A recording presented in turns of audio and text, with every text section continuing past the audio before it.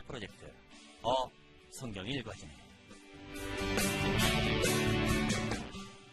이 시간 생터 성경사역원 성경이 읽어지네 전문 강사이신 하만 우리교회 배명옥 사모와 함께합니다. 성경이 읽어지네 주님 나라의 밤에. 안녕하세요. 지난 시간까지 열왕기상하를 자세히 공부하기 전에 열왕기상하의 개론을 공부했습니다. 열왕기상하는 중요하다고 했어요. 왜였죠? 시가서 3권과 예언서 12권, 총 15권의 종속 목록이 있으니까요. 그런데 쉽다라고 했어요. 왜였죠?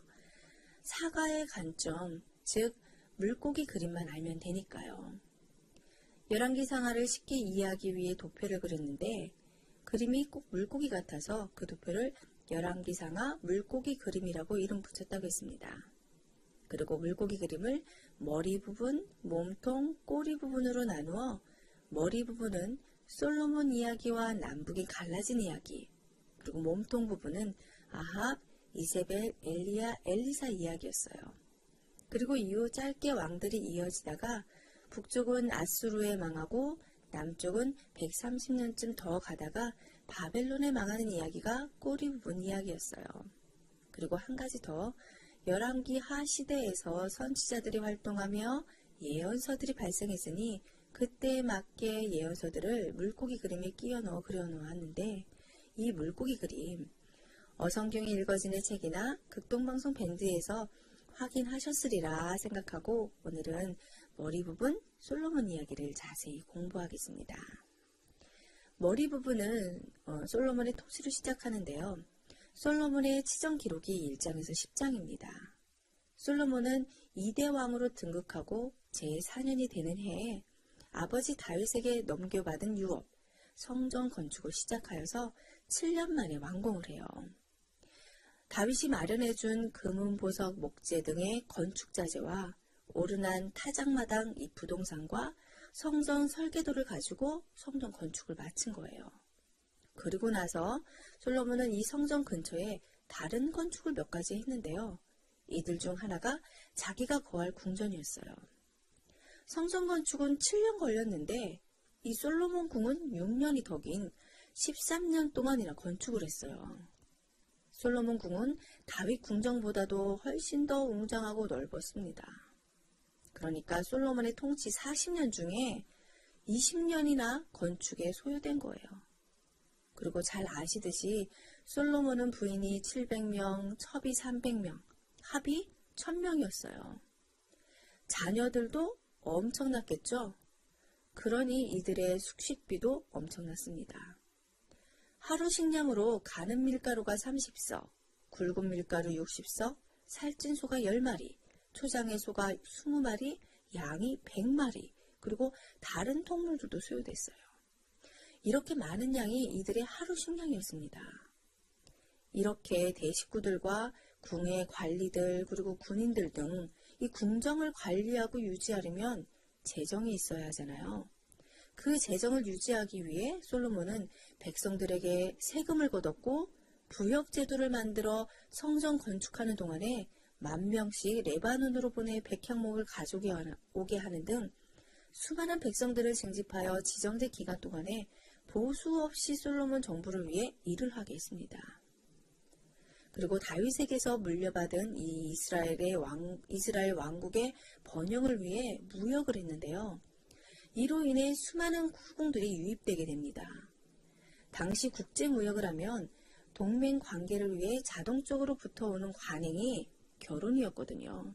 그래서 엄청난 이방나라 공주들과 결혼을 하게 된 것입니다. 그런데 그만 이 일로 안타깝게 솔로몬은 처음에는 다윗의 길로 갔지만 말년에는 배교하게 됩니다. 이방 부인들에게 마음이 사로잡혀 그들에게 각각의 우상의 산당들을 만들어주고 솔로몬도 그 우상들을 섬기게 돼요.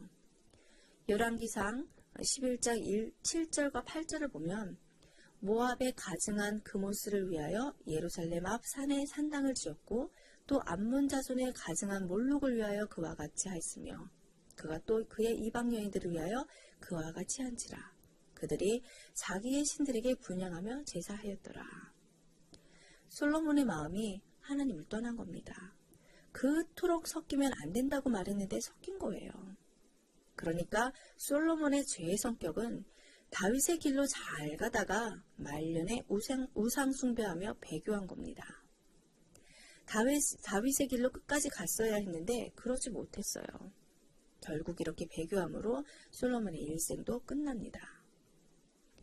이렇게 솔로몬의 말년을 이해하면서 그 흐름 속에서 놓치면 안 되는 중요한 장면이 있습니다. 성전 건축 이후 13년 동안이나 솔로몬 공의 건축을 위한 이 세금과 노역이 많아지고 그리고 계속되자 백성들이 힘들어하기 시작했어요.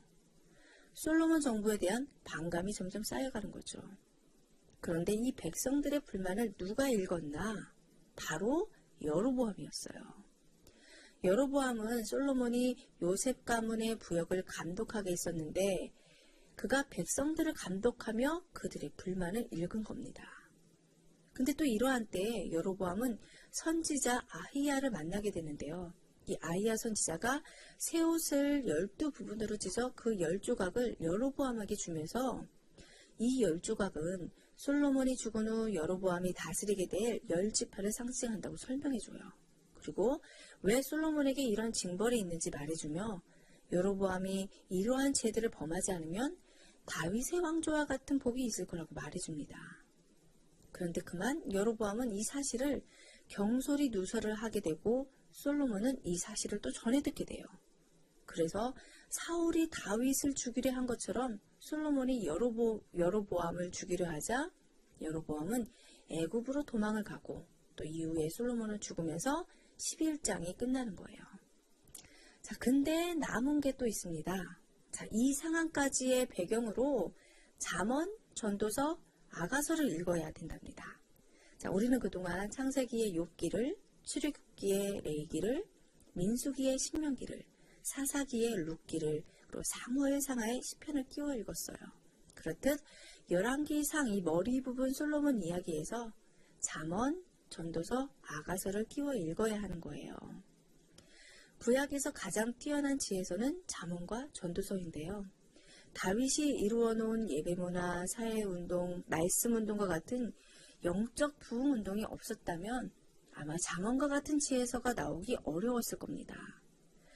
이런 반듯한 교육 지침서가 나올 정도가 되었다는 것은 분명 다윗의 영향인 거예요.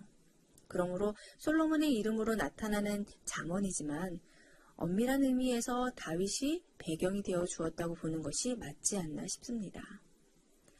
전도서는 깊은 사색을 통한 인생 철학을 갖게 하려 하는데 목적이 있는 책으로 최고의 선을 개인 행복에게 두지 말고 하나님의 지혜에 두어야 한다는 것을 강조하는데요. 솔로몬의 깊은 사색과 반성을 거쳐 나온 책이라고 볼 수 있습니다. 솔로몬이 죽기 전에 이러한 것을 깨닫고 하나님께 돌아갔다고 보는데 전도서 마지막에서 인간의 본분은 하나님을 경외하고 그의 계명을 지키는 것이라고 결론 지은 걸 보면 알 수가 있어요. 아가서는 솔로몬이 술람미 신부에게 바치는 사랑의 노래로 교회와 성도의 관계를 예표하는 내용으로 이해하시면 되겠습니다. 이렇게 시가서 3권, 즉 잠언, 전도서, 아가서를 솔로몬의 일생을 배경으로 해서 읽으면 된답니다. 여기까지 열왕기상 물고기 그림 중 머리 부분 이 솔로몬 이야기가 끝난 거예요.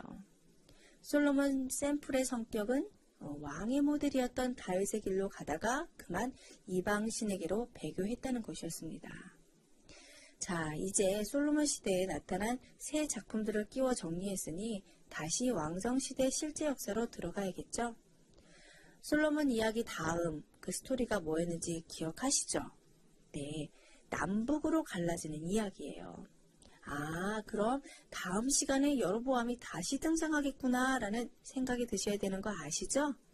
다음 시간에 머리 부분 이 볼때기 살의 주인공 여로보암을 만나보겠습니다.